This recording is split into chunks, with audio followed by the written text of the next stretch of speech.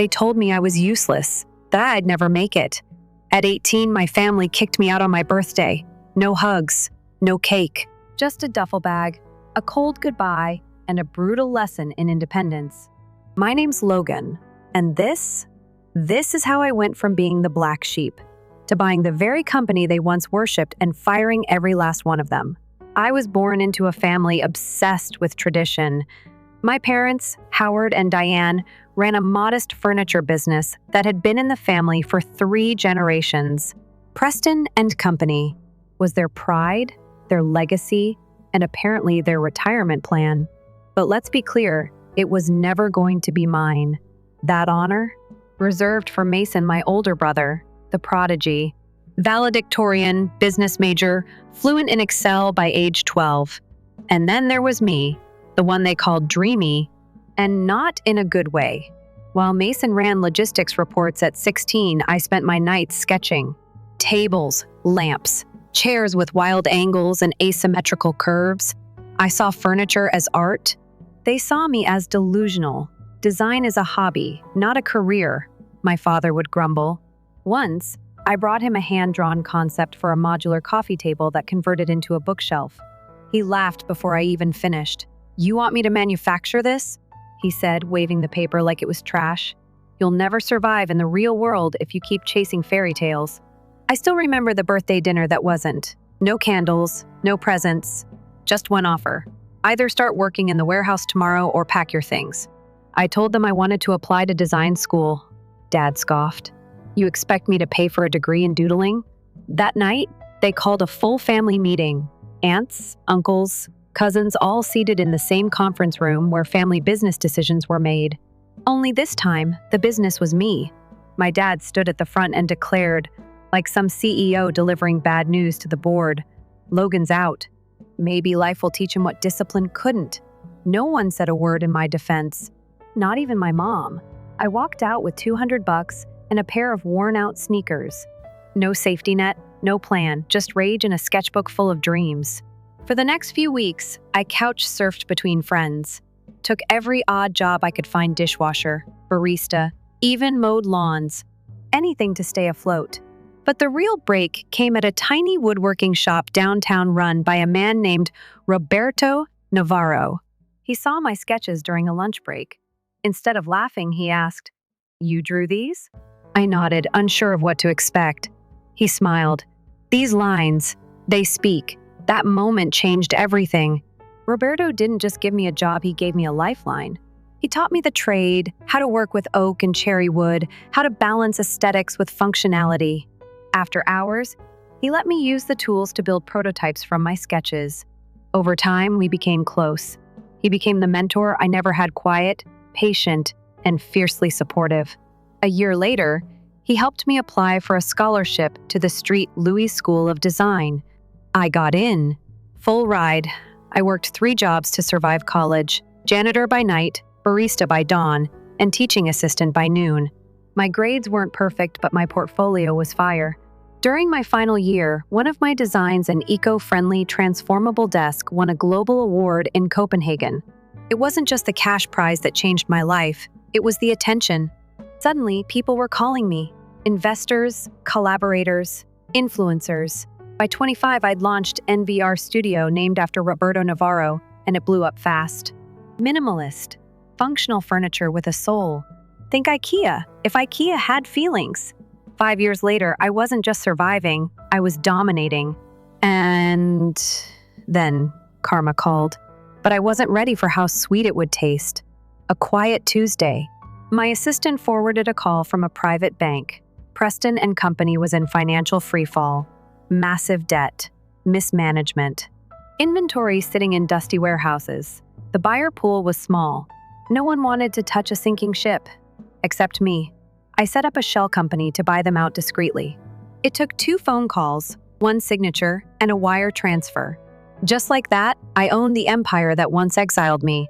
Yesterday, I walked into the building for the first time in a decade.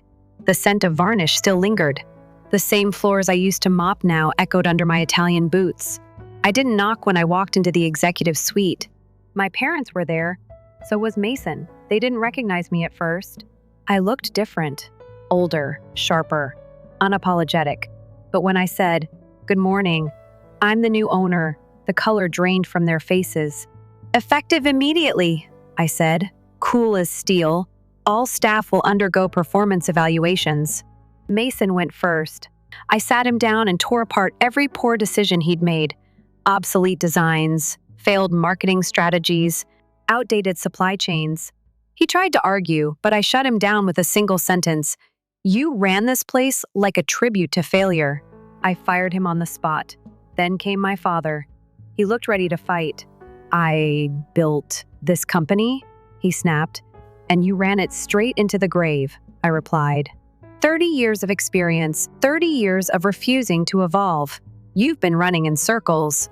He didn't say much after that, just stared, jaw clenched, as I ended his career with a click of a pen. My mom was the last to speak. "You can't do this. We're family." I stood tall. "No. Family is who shows up when you've got nothing. Family is who believes in you when you're nobody."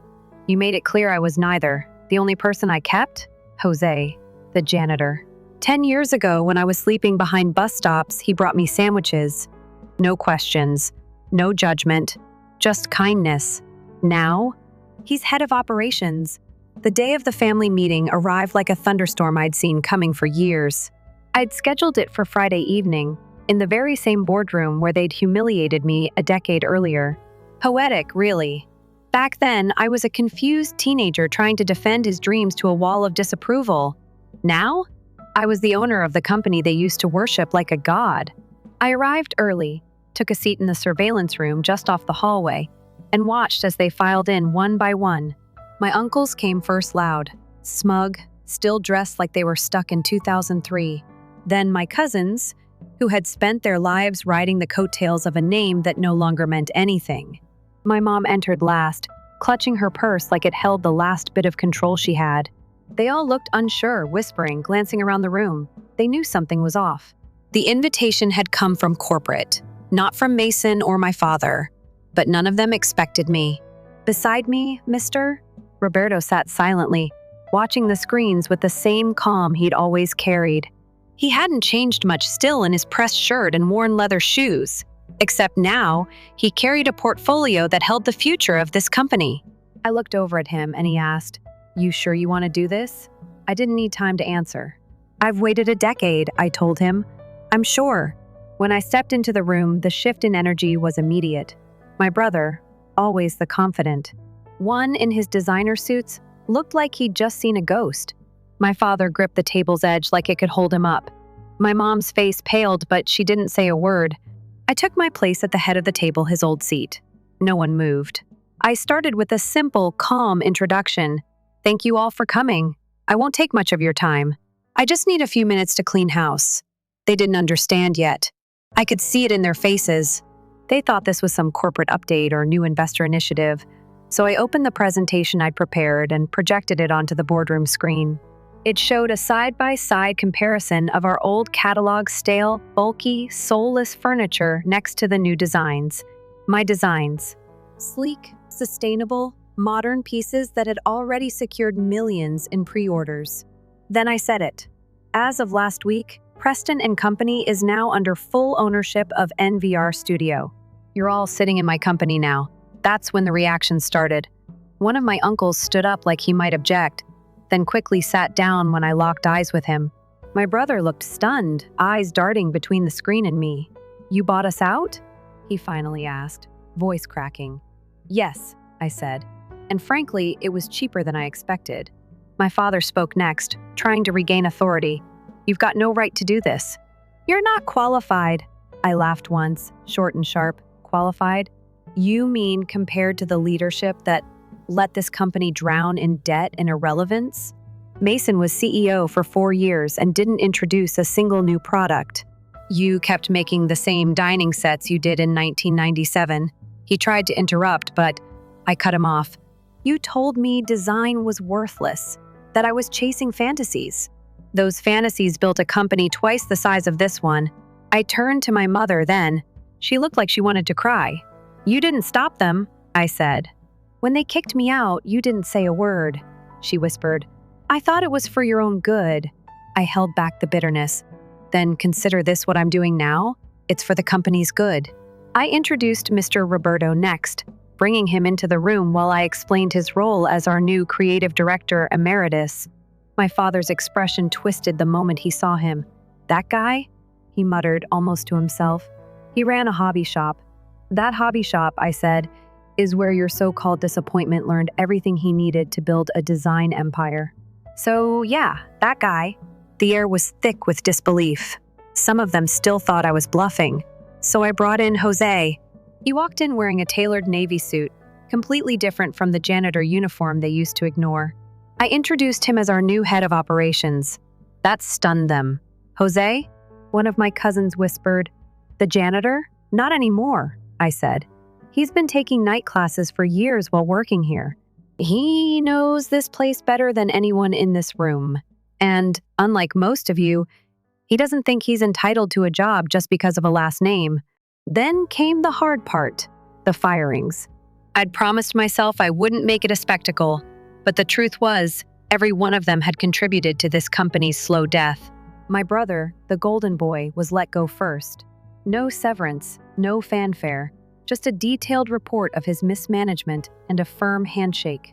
My father resisted more, tried to argue he'd built the foundation, that he deserved respect. I gave him respect. I also gave him a box to pack his things. My uncles and cousins followed, one by one, each with a letter stating their official release and a packet with contacts for job placement services.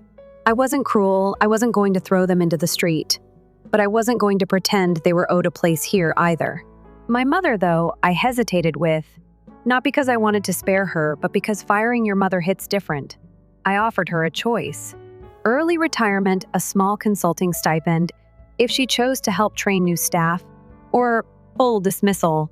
She looked at me with trembling eyes, but she nodded. Do what you have to, she said quietly. I handed her the packet. She took it without another word.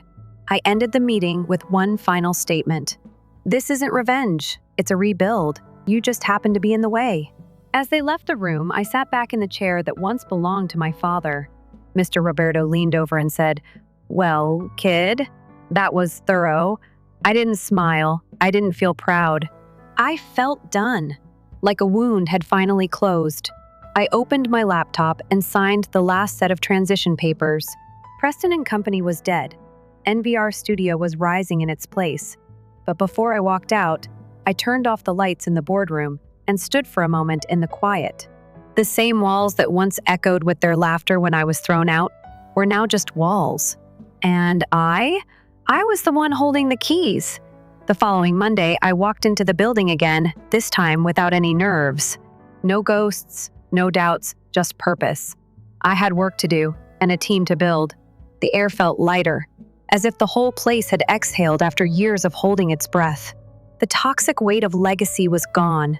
I wasn't there to preserve the past, I was there to design the future. Most of the old employees had either quit before I even stepped in, or had been so checked out that their departures were a formality. But a few stayed, the ones who remembered me sweeping floors after school, the ones who never laughed at my sketches. People like Grace from procurement, who once quietly slipped me a granola bar when I was fired at 18, and Malik from the factory line, who never called me lazy even when my hands trembled holding a drill for the first time. Those people, they became my foundation. Jose, now wearing his operations badge with the kind of pride I'd never seen before, was handling internal restructuring. He had a spreadsheet for everything current costs, supplier gaps, underperforming departments. In less than 2 weeks, he'd already increased efficiency by 18% just by reorganizing schedules and ditching vendors that had been draining the budget for years. Watching him work felt like witnessing justice in motion. Mr. Roberto, on the other hand, wasn't just a consultant on paper, he was my creative compass. I'd bring him rough sketches at midnight, and he'd sit with his coffee, offering quiet, laser-focused feedback. Too bulky. Bring out the negative space, he'd say, or sometimes just good bones. Let it breathe. He wasn't about flattery, he was about getting it right. And that's what we were finally doing, getting it right. The company wasn't just being restructured, it was being reimagined. I renamed it NVR Studio Furniture. We kept the building, but everything else from branding to mission was overhauled. I didn't want it to scream revenge. I wanted it to whisper evolution. The lobby was redesigned with open beams, exposed grain walls, and digital screens showcasing our new sustainable line. The line was a bold mix of reclaimed wood, recycled steel, and modular functionality. Furniture that adapted to real life just like I had to. We didn't pitch nostalgia. We pitched what was next. And the market noticed. By the end of the third month, we landed a national retailer partnership. 2 weeks later, an interior design magazine called our first launch the rebirth of modern American craft. I won't pretend I didn't screenshot that headline and send it to a few high school friends who used to say I'd be a starving artist. But still, success wasn't the goal. Purpose was. Everything I'd been denied respect, space to grow, the chance to lead I now had the power to give to others. So I did. I launched an internship program targeting students from underfunded schools who wanted to pursue design but didn't know where to start. We provided tools, mentorship, and paid stipends. I wasn't going to be the last kid told their dream was worthless. Meanwhile, word spread quickly about the company's changes. I got texts from distant cousins I hadn't heard from since my exile. "Hey, I heard you're doing big things. Proud of you," they'd write, pretending they hadn't sat in that meeting and said nothing while I was disowned. I didn't reply. I wasn't interested in reopening doors that had once been slammed shut. If they wanted closure, they could find it in silence. And silence was something I'd learned to use well. Then came the press. A few business blogs picked up the story of the company's dramatic turnover. Most didn't know the full story, only that a once struggling legacy brand had been acquired and turned around by a young designer with radical ideas. I kept the personal history out of it. Not out of shame, but out of intent. This wasn't about public revenge, it was about private resolution. Still, someone leaked the connection. A journalist from a popular design journal reached out asking for a quote about buying the company that once rejected me. I responded with a single line, "Growth looks different when no one's rooting for you." The article went viral. Suddenly, I wasn't just a designer or a CEO, I was a story. I received hundreds of messages from young creators who had been dismissed, underestimated, or forced into careers that made them shrink. They told me their families had called them unrealistic. That teacher said their talent would never pay bills. That partners didn't believe in their ambitions. And now they saw possibility. I read every message. Some I cried over. Some I printed and kept on my office wall. But all of them reminded me why this mattered. Still, behind every win was the echo of that night. The family meeting. The silence. The betrayal. People asked if I forgave them. The truth? Forgiveness isn't a doorway you walk through all at once. It's a hallway you build every day, brick by brick. And some days you stop building. Some days you just sit and breathe and let the past be a room you don't enter. I didn't want revenge anymore. What I wanted was peace, and I was learning how to hold it. I hosted an employee dinner in the newly remodeled warehouse. No suits, no titles, just food, laughter, and gratitude. Jose made a speech. So did Grace. Mr. Roberto sat beside me, sipping wine and smiling in that quiet way of his. I stood up at the end, not with a script, but with something real. I said, 10 years ago, I walked out of this place with nothing, no job, no support, not even a goodbye, and yet I survived. Not because I was stronger than them, but because I found people who saw me when it mattered. So here's to second chances, not for them, for us. The applause was thunderous. But it wasn't the sound that stayed with me, it was the feeling. Belonging. Not inherited, not demanded, earned. The next morning, I came into work early, made coffee, and walked through the design lab. My sketches hung along the back wall, like a timeline of everything they once called pointless. Now they were patents. I took a seat at the drafting table and started working on a new concept. Not because I had to, but because I could. It started with a letter. Not an email, not a text, an actual handwritten envelope delivered to my office by the front desk. The paper was thick, the handwriting shaky but familiar. My mother. I hadn't heard from her since the day I gave her that severance packet.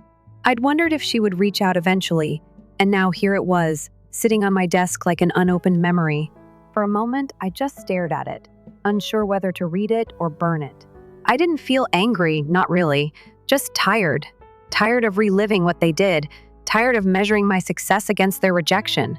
But curiosity has a strange pull, and I opened it before I could talk myself out of it. The letter wasn't long. A few pages, written in soft, careful lines, the kind that avoid sharp edges. She said she was sorry, that she didn't know how to defend me back then without becoming a target herself, that she'd watched from the sidelines as they dismantled my confidence. She asked for a meeting. "Just coffee," she wrote. "Nothing more. Just a chance to see who you've become." I didn't respond immediately. I carried that letter around for days, folding and unfolding it, rereading sentences that felt both honest and incomplete. I wanted to believe she meant it, that the guilt was real, but part of me still remembered the silence. How she sat at that table as they kicked me out and didn't say a word. How she watched me walk away without a coat. Eventually, I told myself that people are complicated, that maybe being scared isn't the same as being cruel. So I agreed to meet her. Neutral territory. A small coffee shop halfway between my apartment and the old house I hadn't driven past in years.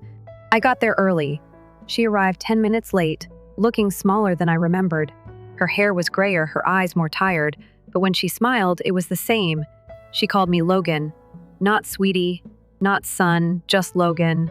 I didn't know if that hurt or helped.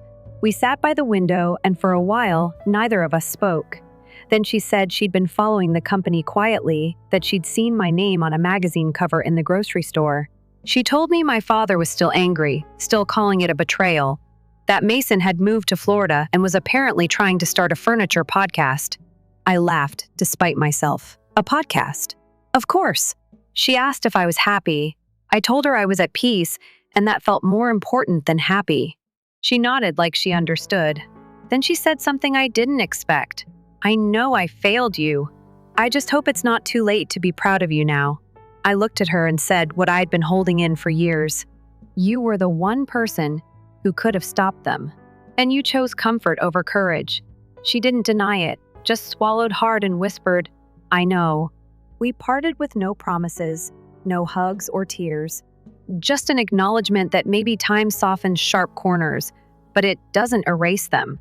As I drove back to the studio, I felt strangely weightless, like something I'd been carrying in my chest had been set down, even if only for a moment. But I also knew the past wasn't done knocking, because 2 days later, Mason showed up.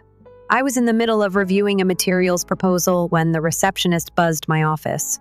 "There's a man here. He says he's your brother." The name alone made my stomach tense. I told her to send him up, but I didn't get up to greet him. I just waited.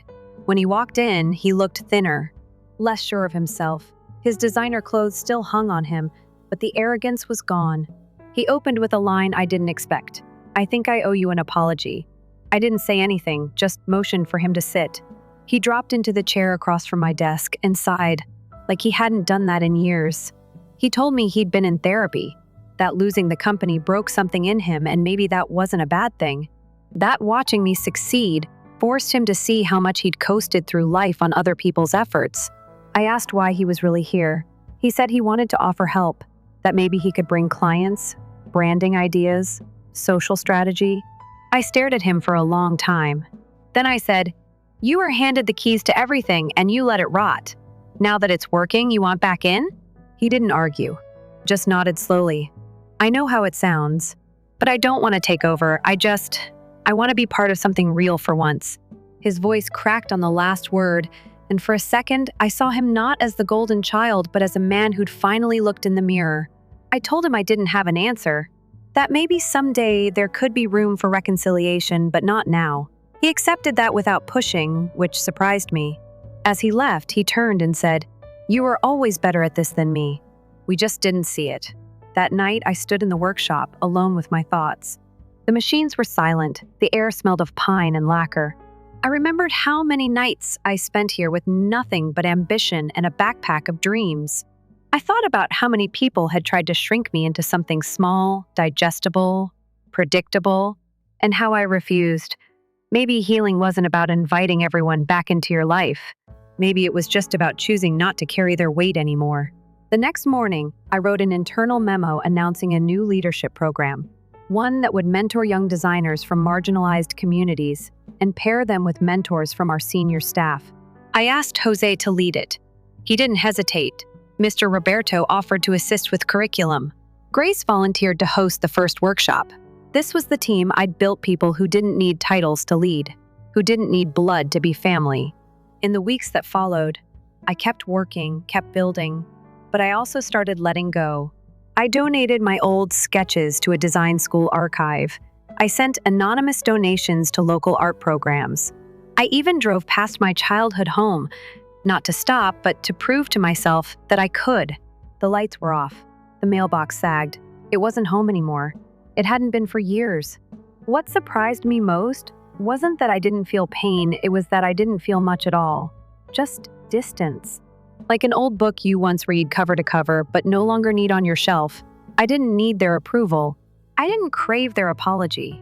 I had built something better, not just a company, but a life filled with people who saw me, who chose me, not because of my name, but because of my heart.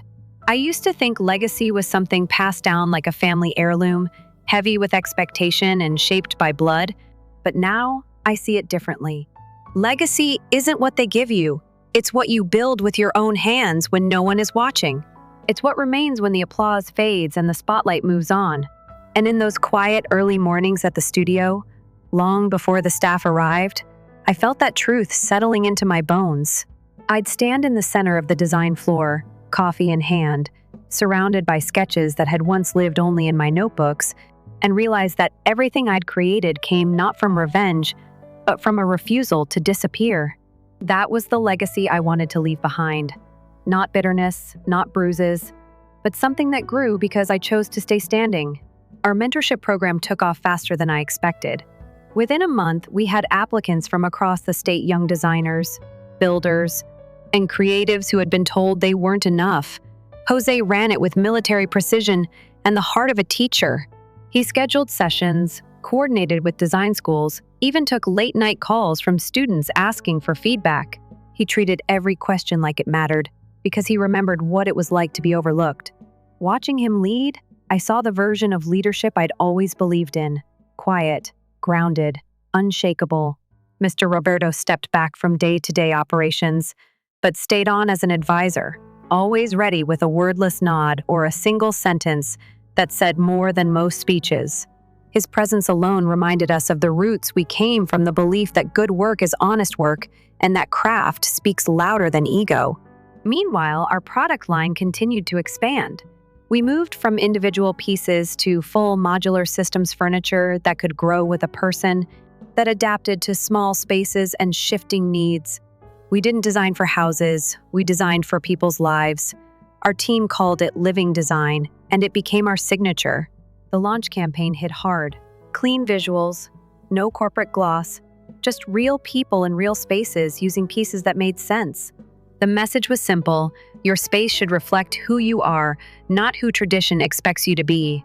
It resonated. Sales doubled in 6 weeks. We got offers from luxury brands, international retailers, even tech startups wanting collaborations. I took meetings, but I was careful. I'd built this place without shortcuts, and I wasn't about to sell it out for temporary shine. This wasn't about cashing in. It was about creating something that would outlast me. And somewhere in all that noise, something personal shifted too. I stopped checking for emails from my parents, stopped replaying the boardroom scene in my head. I started sleeping better, laughing more. The ghost of their disapproval didn't sit on my chest anymore. I was still carrying the scar, but it didn't ache the way it used to. I realized one morning, as I was watching our interns debate the shape of a chair arm, that I didn't think about revenge anymore. I thought about growth, about space, about how many doors we could build for others to walk through. I wanted to take everything I'd learned, the failure, the hunger, the humiliation, and turn it into something useful. So I began working on something bigger, a new division of the company, separate from our main brand, focused entirely on education and community spaces, classrooms, libraries, public centers, places where design meets dignity, where a teenager in a forgotten neighborhood could sit at a desk that wasn't broken or stolen from another building, where a single mother in a shelter could rest on something that didn't creak under weight or carry shame. I didn't want to just design furniture, I wanted to design dignity. I named the new division Root Space because it wasn't about aesthetics, it was about foundation. I brought Grace in to lead it. She cried when I asked her, said no one had ever trusted her with something that mattered this much. I told her she'd earned it years ago when she offered me that granola bar and never asked for anything in return. The first Root Space project launched in a community center downtown that had lost funding 2 years ago. We donated everything: desks, chairs, shelves, even art. The local paper did a feature, but what stuck with me wasn't the article, it was the way. A little boy sat at one of our tables and whispered, "This feels nice." That one sentence did more for me than any award ever had, because I knew exactly what he meant. I remembered the nights I ate dinner on the floor, drawing ideas with a pencil so short it gave me blisters. I remembered what it felt like to make do. And now I was helping others move beyond survival. One afternoon, as we were preparing for our next Root Space install, I got a call from an unfamiliar number. I almost let it go to voicemail, but something told me to pick up. It was my aunt, the only one who had sat silent during that family meeting but looked away when my father made his announcement. She said she wanted to talk, that things had changed, that some of them were beginning to understand what they'd really lost. I let her talk. She told me my uncle was sick, and the family was unraveling without the glue of the business holding them together. She said they missed the dinners, the traditions, the idea of what the family used to be. I listened, but I didn't promise anything. I wasn't interested in rebuilding something that never truly existed. What they missed wasn't me, it was the control, and I didn't belong to them anymore. That night, I journaled for the first time in years. Just stream of consciousness thoughts, messy and honest. I wrote that legacy isn't about what others say after you're gone. It's about what people feel while you're still here. I wrote that healing isn't a clean line, it's jagged, unpredictable, and often quiet. I wrote that I was proud of the boy who kept drawing even when everyone laughed. And I wrote that I was done waiting for closure. I'd already created my own. A week later, I stood on stage at a local university, delivering a keynote to a room full of design students. I wore a simple black shirt, no tie, no script, just truth. I told them that sometimes the people closest to you will be the first to doubt you, that sometimes you have to build your future with no applause, no safety net, and no promise of return. I told them to be relentless, not for vengeance, but for vision. And when I looked into that crowd, into eyes that reminded me of my own 10 years ago, I didn't see fear. I saw fire. Some stories don't end with fireworks. They end in silence. Not the kind that feels empty, but the kind that feels earned. The kind that says the storm has passed and there's nothing left to prove. That was the silence I found myself sitting in one evening. Long after the last employee had gone home, long after the noise of the day had faded into a peaceful hum, I was in the workshop again, alone with the scent of sanded wood and the soft echo of distant footsteps. My laptop was open but untouched, a sketchpad at my side, half-drawn ideas waiting for attention. But for once, I wasn't in a hurry. I wasn't chasing anything. For the first time, I didn't feel like I was running from the past or towards some ideal future. I was exactly where I was supposed to be. In the corner of the room stood a table I'd been working on quietly for months. It wasn't for production. It wasn't for sale. It was personal. A one-of-a-kind piece carved from black walnut and ash, built by hand, no machines, no shortcuts. Each line held meaning. The legs curved like branches, the surface textured like shifting water. It told a story without words. My story. The kid who was told his drawings were worthless. The young man who was forced to choose between obedience and self-worth. The adult who turned exile into evolution. I hadn't decided what to do with the table yet. Maybe I'd keep it. Maybe I'd give it away. But either way, it was complete. And so was I. People often ask me if I regret anything, if I'd go back and change how things happened. The truth? I wouldn't. Not because it was easy, not because it didn't hurt, but because pain shaped the edge of my blade. Every closed door, every cruel word, every empty night pushed me toward this version of myself, the one who doesn't need permission to exist. Regret, I've learned, isn't about the past. It's about the chances we didn't take when our hearts whispered that we deserved more. And I took those chances even when it meant walking alone. A few months ago, I visited a small school that had just finished installing furniture from our root space division. The principal, a soft-spoken woman with tired eyes and a gentle smile, thanked me for coming in person. She showed me the reading room, where children sat on floor cushions surrounded by sunlight and color. She said attendance had gone up since the remodel. That kids stayed longer, felt safer. As we walked out, a little girl tugged at my sleeve and asked if I was the one who made the chairs. I said yes, and she told me they made her feel like she was sitting in magic. I didn't have a response, just smiled and let that sentence tattoo itself on my memory. That's what legacy looks like. Not your name on a plaque, not the size of your paycheck, but a kid thinking she belongs somewhere because of something you built. As the company grew, I made a rule.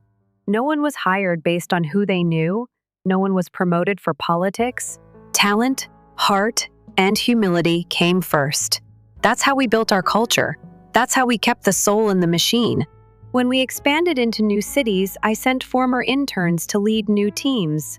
I watched them step into leadership the way I once dreamed of doing and felt no jealousy, only pride. I didn't want to be the face of everything. I wanted to be the reason other faces got seen. That's the thing about real success, it doesn't cling to the spotlight. It shares it. And then it steps aside when the time is right. I still get messages from my father's old colleagues, some asking for favors, others offering belated congratulations. I don't answer most of them, not out of pettiness, but because the door closed years ago and I have no desire to reopen rooms filled with dust and denial. My father never reached out. Not after the firings, not after the article, not even after I rebuilt the very thing he thought I'd destroy. I used to think I needed that closure, that maybe one day he'd say, "I was wrong about you." But now I understand that silence can be just as powerful, that sometimes the absence of apology becomes its own form of confession. I stopped waiting for his words. I stopped needing them, because the life I've built speaks louder than he ever could. My mother sent another letter, this one shorter than the first. She said she'd been watching the mentorship program online, that it reminded her of what she wished she'd done years ago. She didn't ask to meet again. She just said she was proud and that she hoped I'd stay kind. I didn't respond with a letter. Instead, I had a box of furniture shipped to her address, simple pieces. A reading chair, a side table, a lamp from our first collection. No note, just presence. Sometimes we say more by showing up quietly than by repeating what's already been said. One evening, not long after we finalized our expansion into Europe, I stood on the roof of the studio with Jose. We were drinking tea, watching the city lights stretch into the distance. He looked at me and asked, "Did you ever think it would look like this?" I laughed and said I didn't even think I'd survive long enough to find out. He smiled, that same steady smile that had once met me behind the factory with a sandwich wrapped in foil, and said, "You didn't just survive. You turned the whole map upside down." I didn't respond, just nodded, letting the weight of that truth settle in my chest like warmth. I still draw, not for deadlines, not for campaigns, just because it brings me home to myself. Late at night, when the building is quiet and the rest of the world feels far away, I take out my pencil and sketch something for no one. A curve, a line, a shadow, art that has nothing to prove. Just like me, I've come to understand that healing isn't about erasing the scars. It's about learning how to live without hiding them. About turning your pain into tools, your loneliness into light, your rejection into rhythm. I used to want to show them all what I'd become. Now, I just want to build spaces where no one else has to prove they belong. In the end, I didn't rebuild the company to settle a score. I rebuilt it because I believed it deserved better than to rot in the hands of those who only saw tradition. I didn't stay up late chasing profit. I stayed up because I remembered what it felt like to be told I was nothing, and I was determined to make sure no one else with talent and vision ever heard that in my walls. I didn't fire them to punish. I fired them to make space, because healing is not revenge. Healing is choosing growth in the very place you were once cut down, and I chose it, every day. So, if you ever wonder what happened to the kid who got kicked out on his birthday with $200 and a backpack of broken dreams, Just know he didn't burn the house down. He rebuilt it. And this time, he made sure the doors stayed open for anyone who needed a place to be seen. Story 2. My husband's face contorted in rage as my mother-in-law muttered something in his ear. Suddenly, he punched me hard in the face and tugged my hair. Dazed and scared, I fell to the ground. I contacted the police because I was in dire need of assistance, but I was shocked to learn that the officer was a friend of my husband. He rejected my cries, saying I had no evidence, which made my heart sink. I realized I needed a fresh strategy because I felt completely alone, and my immediate safety was in jeopardy. At that point, I made the decision to act independently. I can still clearly recall the day I brought Lily, my daughter, home from the hospital. Both the excitement and the fatigue were too much to handle. I'm Isabella, a 30-year-old woman attempting to cope with the hectic demands of parenting. Sleepless nights, constant feedings, and attempting to keep up with the mayhem that had taken over our Austin, Texas, home characterized the first few weeks. The house was frequently a mess, with the kitchen always in disorder and laundry piled up. My husband, David, was working long hours, and I felt like I was barely making ends meet. One especially trying afternoon while I was trying to calm Lily's sobs. Suddenly, the doorbell rang. I felt ashamed as I glanced around at the messy occupants. The sight of the filthy kitchen just made me feel more stressed since I hadn't had time to clean it. David's mother, Margaret, was standing there when I opened the door. She was a formidable opponent. The instant she came, her presence demanded attention. "Now, take a look at this," Margaret remarked as she entered with a scrutinizing gaze. It appears that not much has changed since my last visit. I made an effort to grin, but it was forced. "Hello, Margaret. Right now, I feel a little overburdened by everything." Margaret glanced at the toys strewn around the living room and the stack of dishes in the kitchen. "I'm overwhelmed. You seem to have given up more. Do you truly intend to raise my grandchild in this manner?" I tried not to panic, but her words hurt. "I'm doing my hardest. It's simply been too much to bear." You could feel Margaret's disdain. She arched an eyebrow at the condition of the kitchen as she entered. "It's a chaos here. If you can't even keep the house tidy, how can you expect to manage anything?" My cheeks turned red with embarrassment. I was left to manage everything by myself due to David's work schedule, and even though I tried, it was obvious that Margaret wasn't satisfied. David entered as the front door opened. When he saw his mother, his countenance brightened. "Mom! How unexpected!" "I had no idea you were stopping by." Margaret grabbed the chance at once. "Take a look at this, David. Even maintaining order in the house is beyond your wife's capabilities." She seemed to have lost all self-control. David's expression darkened as he looked about, observing our house in its disarray. "Isabella, we must discuss this. Although I understand that things are difficult, you need to improve your priorities." A knot in my gut tightened. "David, I'm making an effort. It's not as simple as it appears." "Ever the provocateur," Margaret added her voice. "Taking care of the infant is only one aspect of being a mother. It has to do with accountability and home management." David looked at me and then at his mother. He had a troubled expression. "Perhaps we ought to try to explain the situation to Mom. Assist her in understanding." Margaret's tone sharpened. "She must develop self-control. She isn't meeting the expectations of our family." One could feel the tension in the room. David, who normally supported me, was staring at me now with a confused and frustrated expression. "You need to get yourself together, Sophie. This cannot be tolerated." Margaret moved closer to David and whispered something in his ear before I could reply. David's expression became inscrutable as his face stiffened and he turned back to face me. "Perhaps you're correct," he responded grudgingly. "Perhaps I will have to learn the hard way." David came toward me in a startling outburst of rage, and I felt my heart sink. Before I could respond, he grabbed my hair and gave it a hard pull. He punched me hard in the face.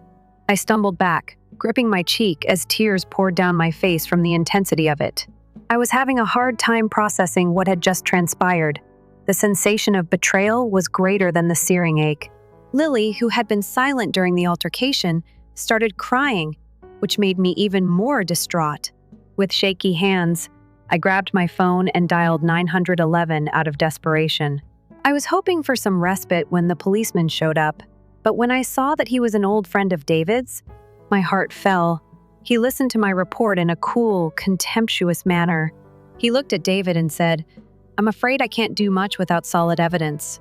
Not enough is here to take action." I was taken aback. Although he was supporting David, the officer who ought to have been my buddy struck me. "Is there nothing you can do? Without concrete evidence?" The officer shook his head. "Anything I can do is useless. Perhaps attempt to get more proof the next time before contacting us." His departure made me feel even more alone. I turned to face David, who was wearing a chilly, uninterested expression. Margaret was standing next to him. She had a smug, satisfied expression. I felt completely alone because I felt like David and the officer had betrayed me. I collapsed to the ground, holding Lily close as the door shut behind the officer. It felt like a prison in the house that should have been my home. The emotional turmoil I was going through was far worse than the physical pain from the punch. I came to the realization that my life had devolved into something I couldn't stand at this point. I knew I had to change, but I was afraid of what lay ahead. Margaret's influence had caused David to act in a way that was irreparable. I had to find a way out for my daughter as well as for myself. I made a silent promise to myself in the middle of the confusion and hopelessness. I would figure out how to get out of this horror and create a joyful, safe life for Lily and myself. This was just the start of a journey that would put my fortitude and perseverance to the ultimate test. After the incident, I endured some of the most difficult days of my life. Although I was extremely shocked, the psychological and bodily suffering caused by David's aggression was eclipsed by a greater sense of resolve. I knew I had to get out. I had to protect Lily and find a way to escape the toxic environment David and Margaret had created. But how? It wasn't until a few days later that I found a glimpse of optimism. Rachel, my old buddy from college, has always been someone I could rely on. I went out to her, hoping she could give direction. I was cautious at first, not wanting to burn her with my issues, but desperation gave me the strength to phone Rachel. "It's Isabella.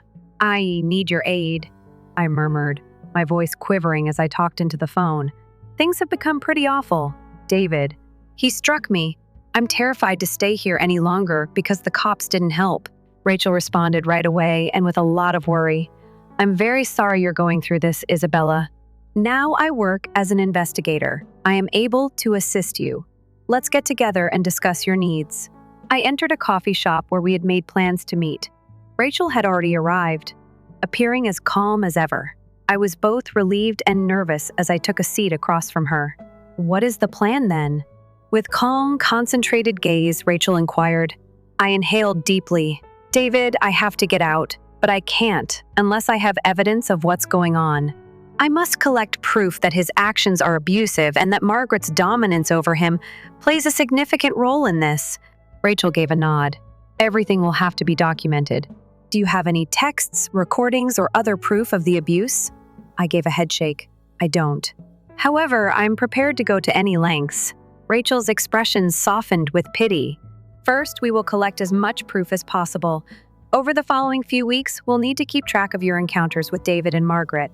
If at all possible, attempt to capture any instances of manipulation or abuse." Rachel and I put in a lot of overtime. Rachel demonstrated for me how to record conversations and events using a covert recording software on my phone. I started recording my everyday conversations with David and Margaret, as well as my phone conversations and text communications. They were watching me intently, so it was difficult to avoid raising suspicions while I was doing this. David was at work one day when Margaret called. I tried to speak steadily when I answered the phone. "Hi, Margaret. I'm Isabella," she stated in a condescending tone. "I was informed by David that you had been generating issues. Despite my patience, it's obvious that you need to be reminded of your position." I captured the entire exchange on tape, including her deceptive tone and her remarks regarding David and me. Hearing her disparage my attempts as a wife and mother was unsettling, but it was important proof. I also make plans with Rachel for when I leave. To be sure David wouldn't be around to stop me, we planned our departure for while he was at work. In order to ensure that Lily and I would have a safe place to go when we left one night, Rachel assisted me in setting up a temporary location to stay. I was feeling both anxious and determined as I laid in bed. The choice to leave was made in order to escape Margaret's oppressive control over our life, as well as David's physical assault. I had to take this step for Lily's sake, even though I knew it would be risky and difficult. On the day of our scheduled departure, I was filled with both excitement and worry. Rachel had promised to meet me at the house to assist with the relocation while David was at work.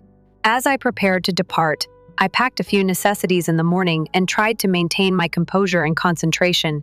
Rachel sent me a text message. "I'm outdoors. Are you prepared?" As I hastily grabbed Lily and our belongings, my pulse was pounding. I gave the house that had served as both a residence and a prison one final glance.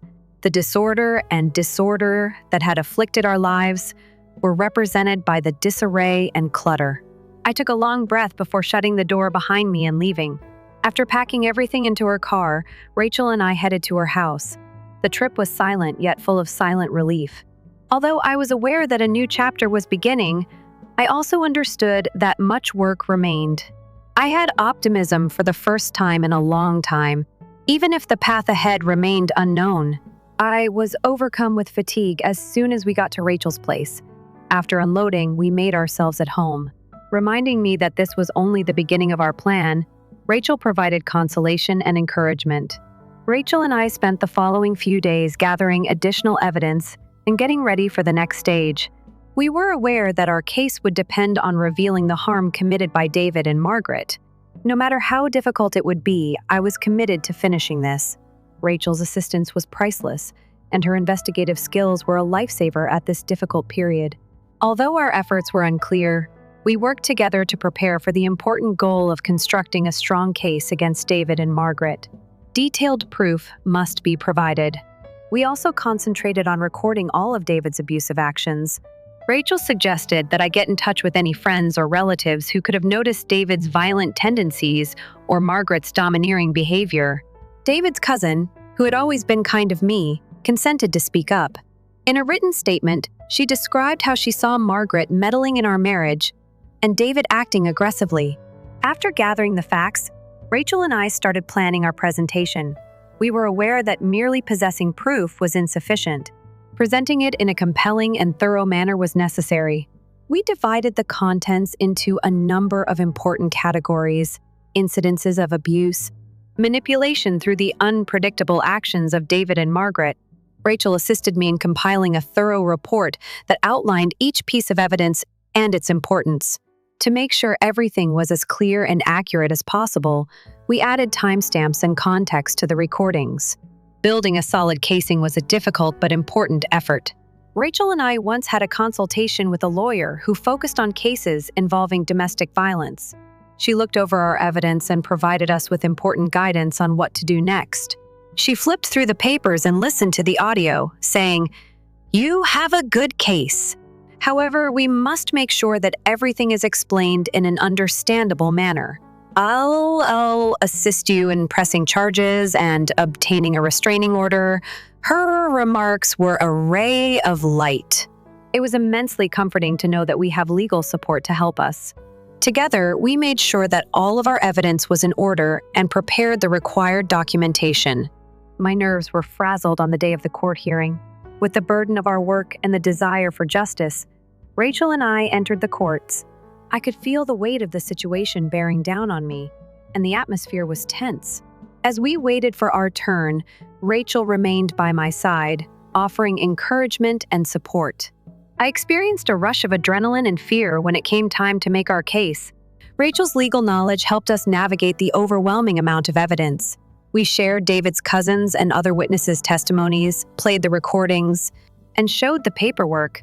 As the evidence was presented, the courtroom was silent. As the judge listened to the recordings and went over the evidence, I could see how he was responding. Although I was nervous, I knew that this was the result of all of our hard work. The judge's ruling was imminent as the hearing came to an end. Rachel and I eagerly awaited the decision. Although it was a tense moment, I hoped the evidence would be sufficient to ensure a favorable result. Anticipation was high in the days after the hearing. We finally got the news we had been anticipating. The judge had given us a favorable ruling. Legal repercussions would follow David and Margaret's actions. Although it was a major win, I was aware that much more needed to be done. I kept working with Rachel to finalize our plans and secure my new apartment. The court win was only the first step in our process of reestablishing a secure and self-sufficient life. With the help of the legal system and Rachel, thinking back on these incidents gave me a fresh sense of resolve and hope. I came to see how transforming the struggle for justice had been. It had put my fortitude, resiliency, and determination to the test. However, I became more assured of my capacity to conquer the obstacles that had previously seemed insurmountable with every step I took forward. Rachel and I were both relieved and nervous about the court's decision in our favor. Our laboriously collected evidence had paid off. However, we still had to take the last step, which was to hold Margaret and David responsible. The moment had arrived to ensure that justice was done and to involve the authorities. In order to coordinate with the police, Rachel and I worked closely with our lawyer. We gave the authorities a complete dossier of evidence, which included witness statements, texts, and recordings. Our argument was as strong as possible, thanks to Rachel's knowledge and my personal experiences. My heart pounded with a mix of hope and fear on the day of the arrest. David and Margaret were still unaware of what was coming, and I was nervous about how they would react. Rachel remained by my side, offering encouragement and assisting me in maintaining my concentration. The police arrived at David and Margaret's house in the afternoon. I watched from a distance, feeling a jumbled mixture of anticipation and anxiety. For my own protection and to prevent any direct confrontation, Rachel had suggested that I remain away from the scene. From what I could see, the officers were taking their time as they approached the house. It was an agonizing wait. Finally, after what felt like hours, Rachel received a call from one of the officers. David and Margaret had been arrested. The weight of the news was almost crushing. The long, terrible trip to this point had finally reached its culmination, and the people who had tortured me were now suffering repercussions for their crimes. That evening, as the sun sank over Austin, I had a great feeling of finality. It wasn't just about the legal win. It was about recovering my life and establishing my right to safety and respect.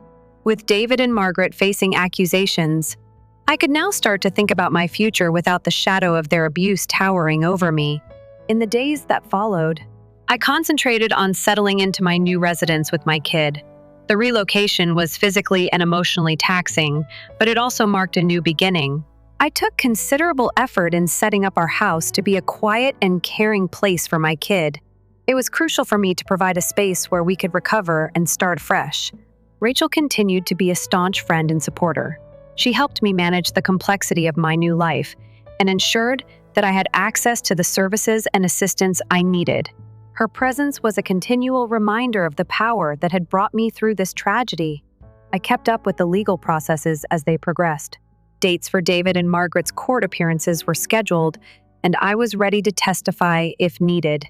I was committed to seeing that the justice system held them responsible for their abusive actions.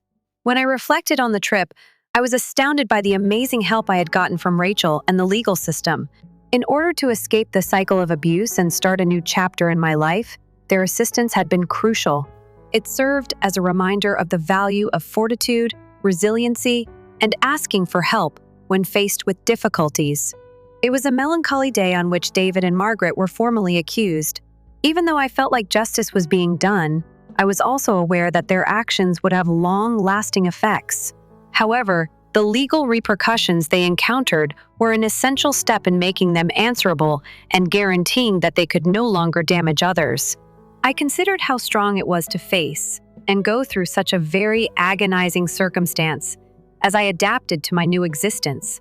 My life had been rebuilt thanks in large part to the encouragement of friends, the court rulings, and my own perseverance.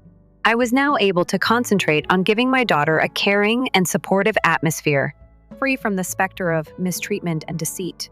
Ultimately, my experience served as a reminder of the value of speaking out against abuse and the strength of perseverance.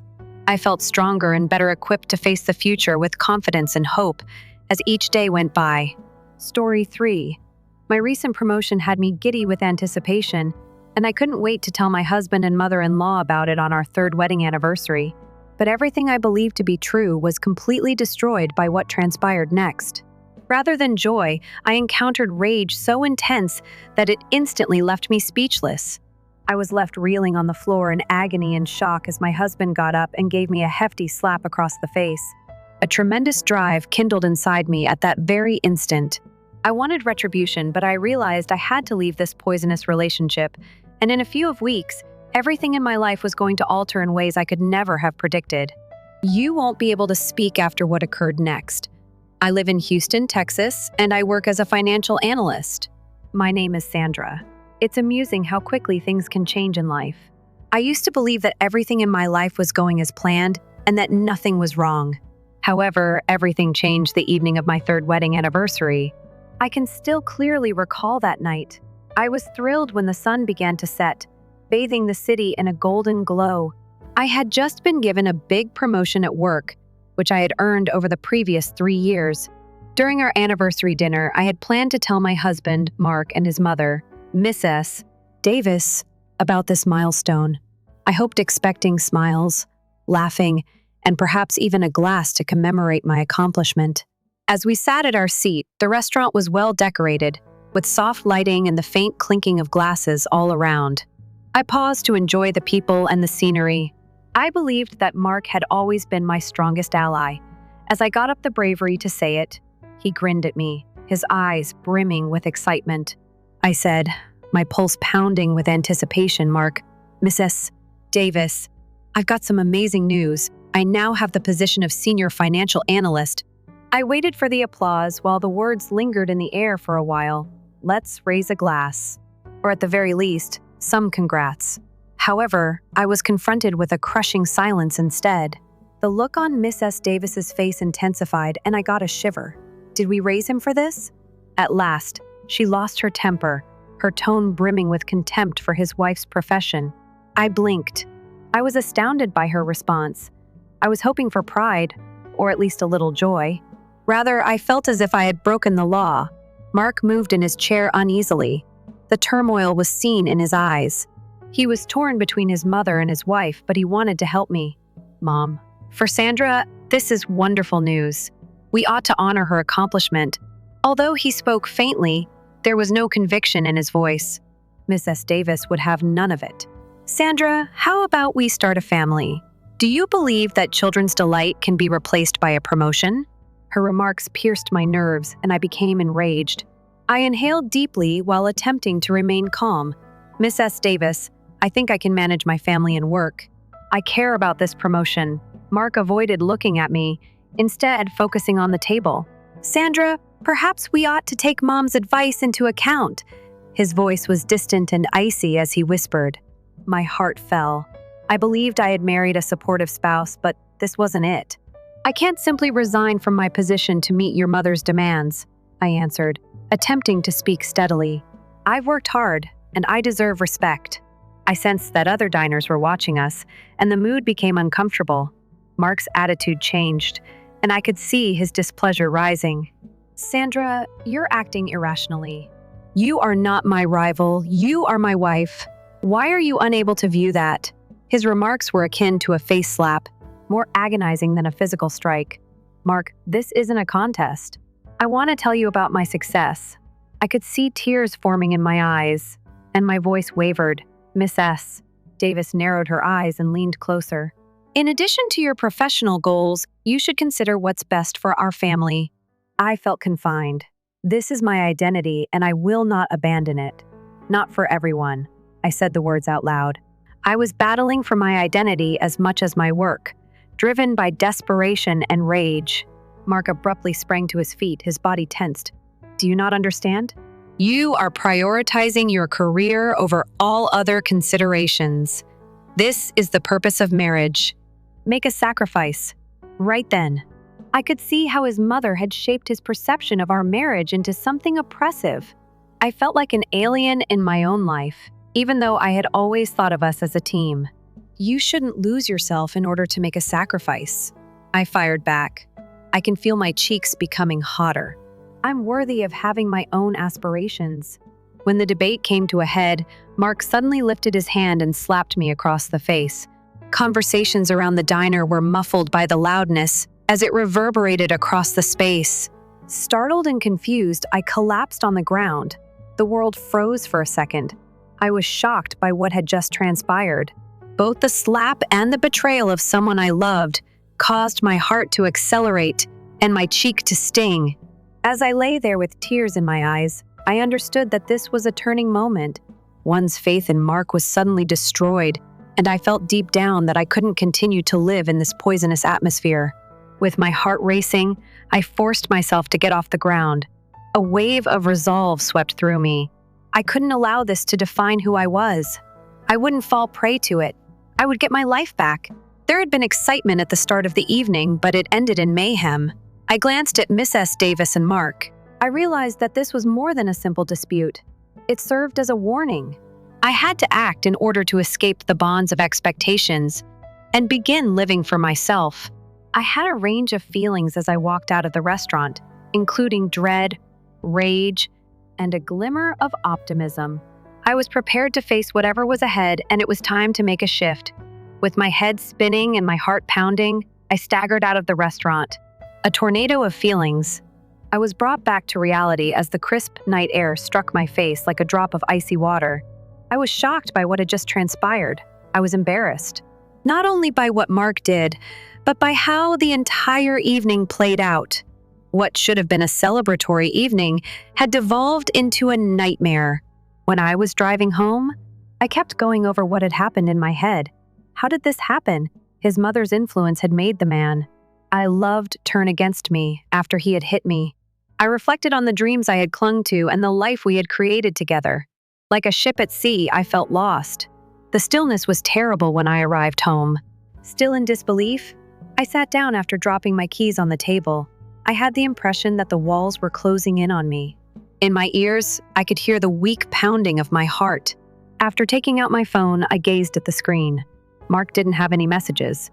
No regrets, no worries, nothing. I gave my good friend and coworker Rachel a call. I wanted someone who would listen to me and understand. A few rings later, she lifted Sandra up. "Is everything all right?" There was worry in her voice. "It's not okay, Rachel. What just transpired will astound you." With a quivering voice, I spoke. "What took place?" "Are you okay?" She pushed. In an attempt to regain my composure, I inhaled deeply.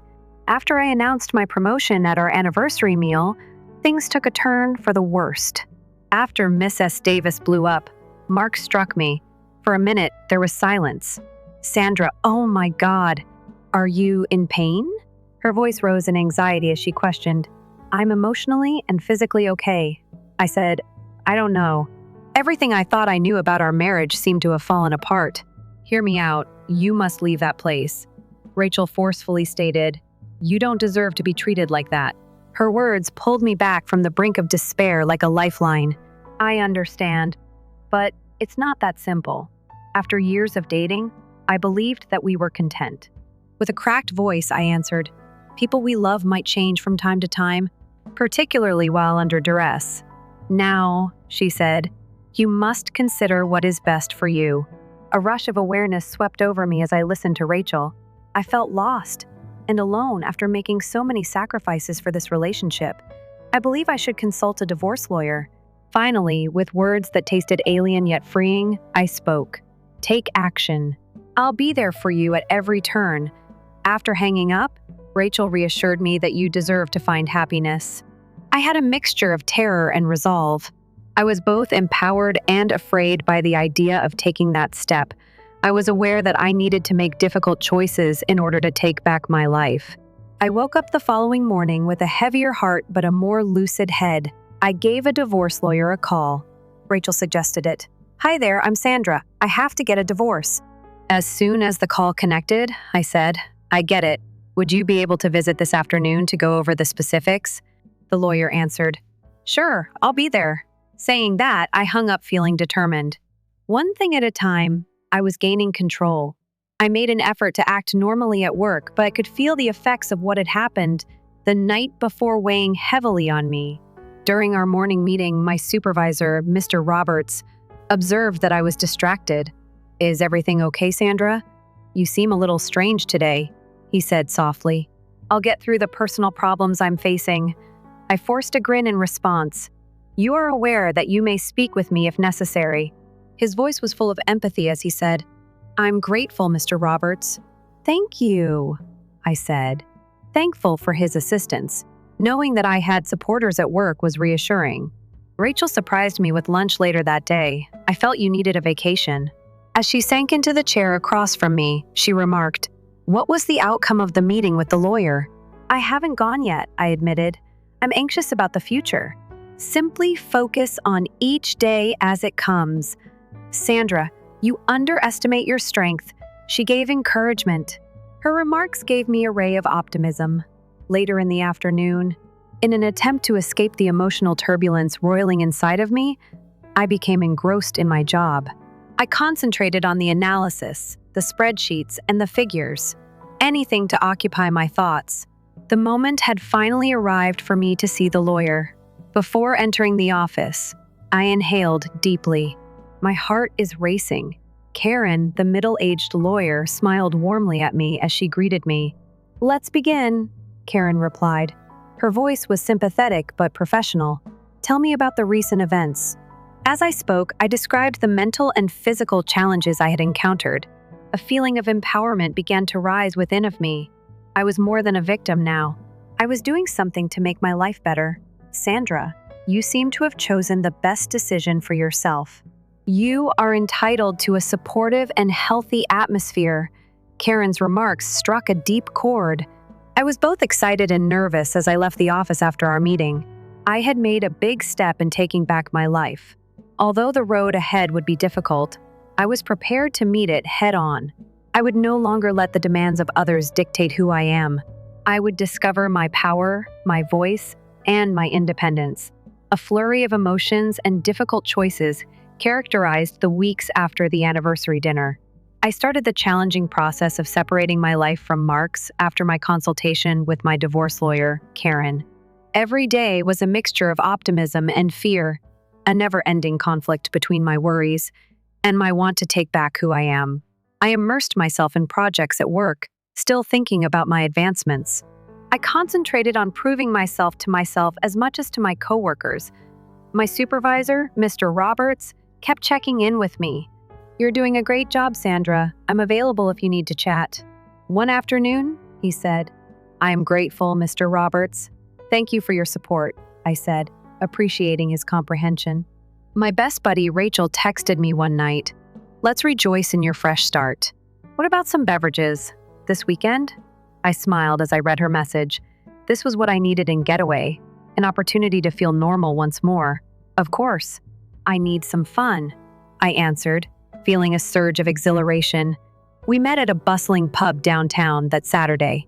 As I went in, I felt energized and the environment was welcoming.